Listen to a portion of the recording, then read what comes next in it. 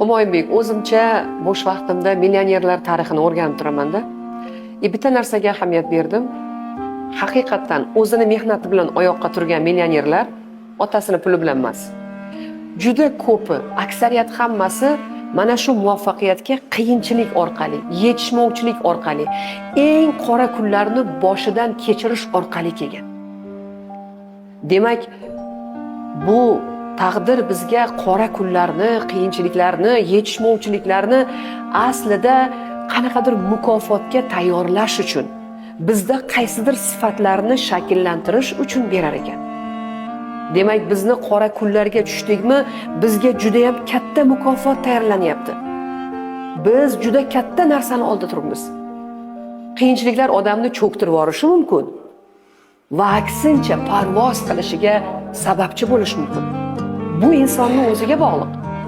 Inson mana shunaqa vaziyatga tushganda undan bitta narsa talab qilinadi: harakatdan to'xtab qolmaslik. Yutqazish harakat to'xtagan kundan boshlanadi.